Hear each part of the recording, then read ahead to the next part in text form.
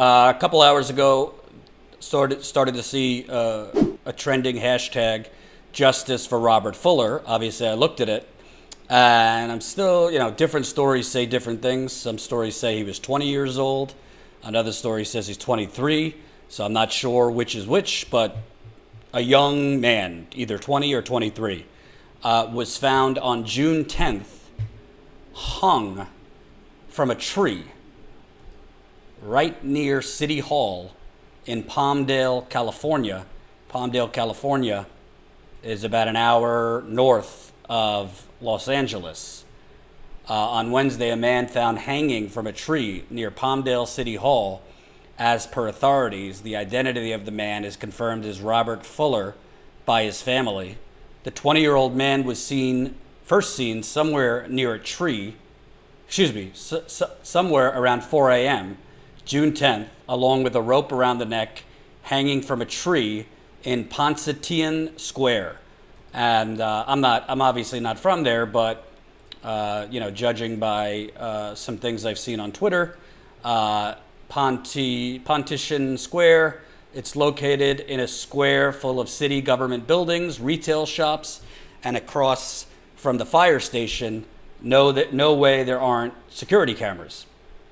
So let's get back to what the police are saying, which frankly I have a hard time believing. The police department's Lieutenant Brandon Dean of the Los Angeles County Sheriff's Homicide Bureau Department confirmed the details. He says everything is hinting towards suicide, but the reason will be confirmed once full autopsy reports are available. The report will also look up for the man's past mental issues. On Thursday, Palmdale City authorities made a statement. Sincere condolences and sympathies, blah, blah, blah, blah, blah. Let me read another article about this. Dean said the Fuller's death appears to be a suicide, but the actual reason will be confirmed once a full autopsy report is made available. Despite suggestions that Fuller's death was a suicide, many people are not convinced. The hashtag Justice for Robert Fuller started trending on Twitter as folks called for a deeper investigation into Fuller's death. Quote, "A black man was found hung by a tree near City Hall in my hometown of Palmdale, California," wrote one Twitter user. "Officials were so quick to rule his death as a suicide. Why the fuck would he kill himself in front of City Hall? We need answers, footage, quickly." And this story has a couple tweets in there. Authorities not only linked Fuller's death to a suicide, but they also suggested the coronavirus pandemic might have something to do with his death. In a Thursday statement, the Palmdale City authorities said, quote, "Sincere condolences and sympathies to the family and friends of the individual who tragically passed away in Palmdale. Our thoughts and prayers are with them." They added, quote, "Sadly, it's not the first such incident since the COVID-19 pandemic began." So many people pointed out that Fuller's suicide comes at a time of heightened racial tension as people have been protesting police and anti-black violence. So what's interesting to me there's a lot of things interesting to me, and there's a lot of things that smell fishy to me, just as a journalist. It seems that the police, if they have, they must have some type of evidence to suggest this was a suicide.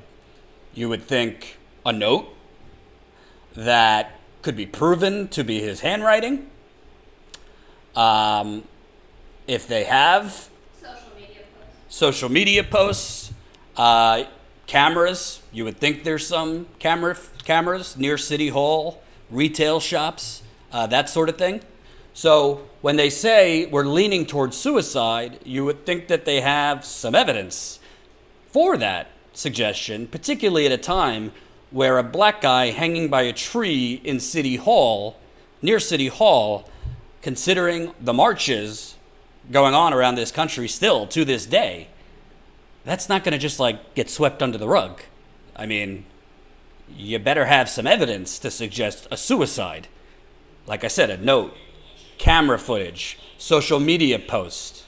The second thing is, when they say, sadly, this isn't the first incident we have seen during COVID of people taking their life, well, are there multiple incidents in the area of people taking their life hanging by a tree at 4 a.m?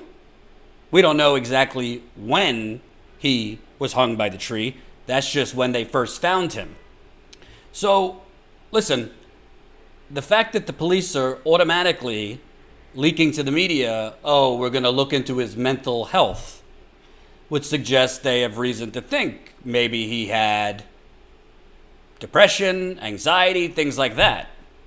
But even someone with depression, anxiety, there are people who don't have histories of mental illness suffering from anxiety and depression during this pandemic. It's a pretty specific, extreme thing as a suicide to hang yourself by a tree, specifically near City Hall. My lovely girlfriend does this for a living, investigating white supremacy, jihadi threats. No, she's not part of the deep state. She does it for a private organization. That seems to me, Anat, to be more of a message. Somebody hung by a tree near City Hall. Am I right? Am I wrong? Yeah, Symbolic. Because we know throughout our history, there's a lot of black men that have been hung by trees and lynched in this country. And short of a suicide note that matches his handwriting, short of testimonies by friends, family, that his depression was getting out of control, that he was suicidal, which I haven't heard anything yet. You're telling me that as police brutality, black empowerment protests are going on around this country and actually seeing improvements, I'm a journalist, so I don't want to just presume what happened, but to me, I really, of course, a white person or a black person could kill themselves. Suicide is a common thing. But what doesn't make sense to me is, why would this man hang himself by a tree as finally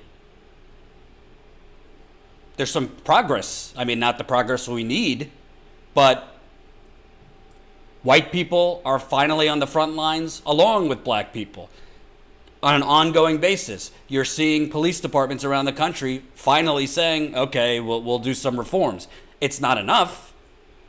I don't believe that this man hung himself by a tree.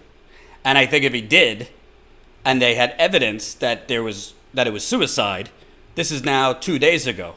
In this climate, where there is a giant microscope on black men being killed in this country, where very few black men getting killed in this country by police are being swept under the rug right now, if they had evidence, you would think it would be out pretty much immediately.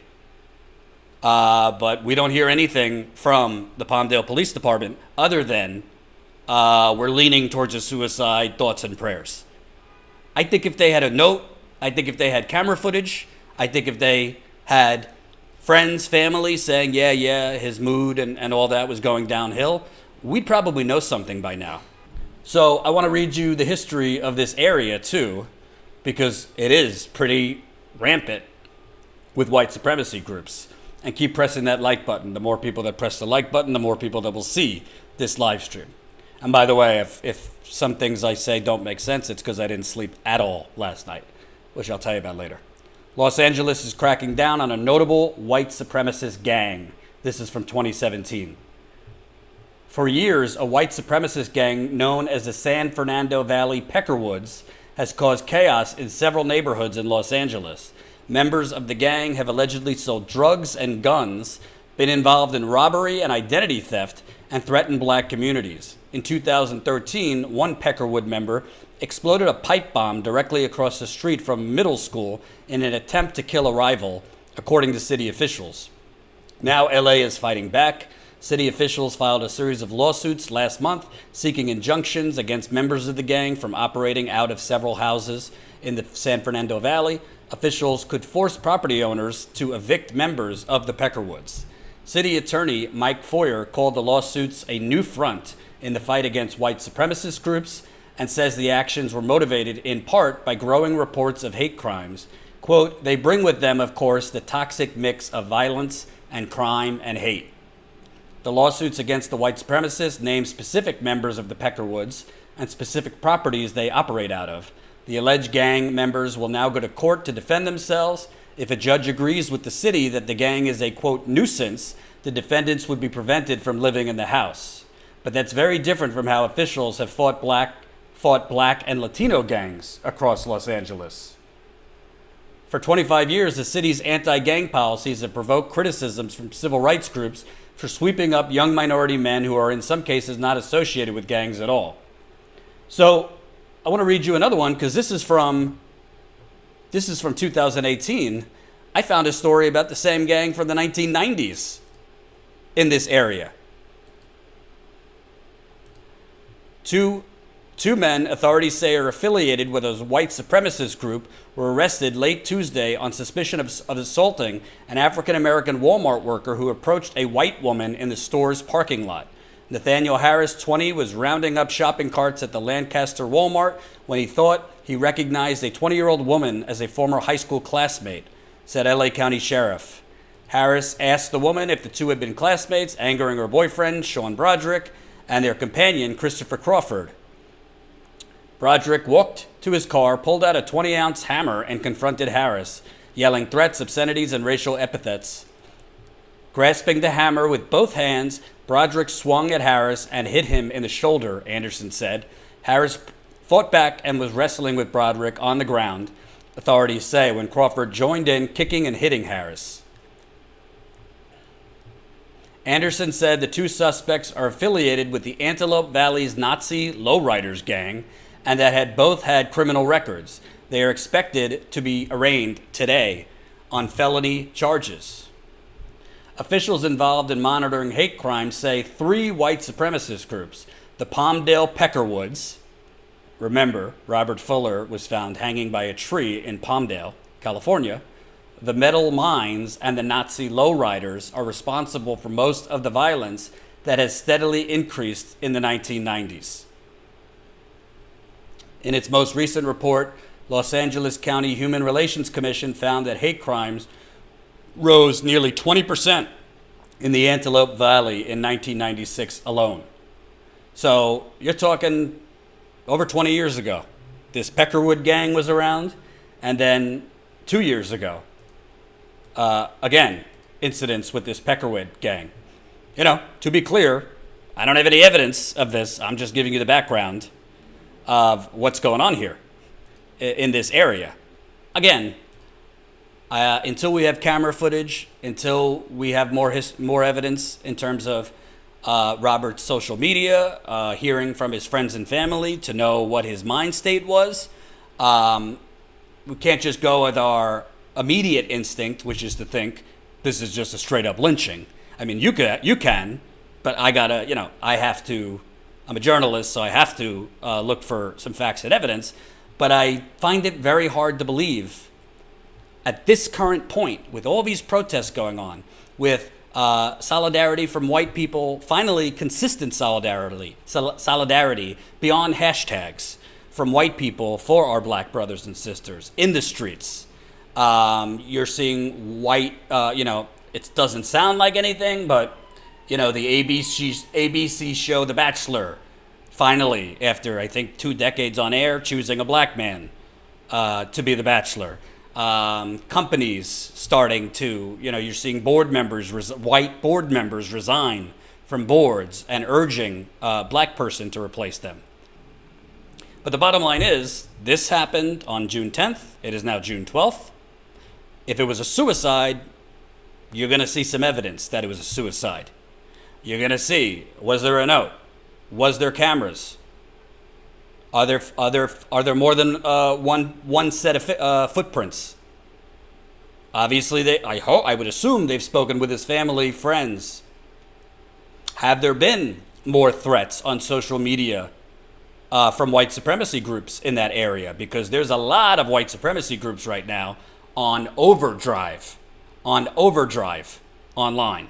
They do not like black people marching around the country. They do not like white people marching with black people around the country. They do not like their Confederate statues being toppled. They do not like their Confederate statues being toppled, which their president, Donald Trump, is dog whistling, saying, no, we're not going to remove any Confederate.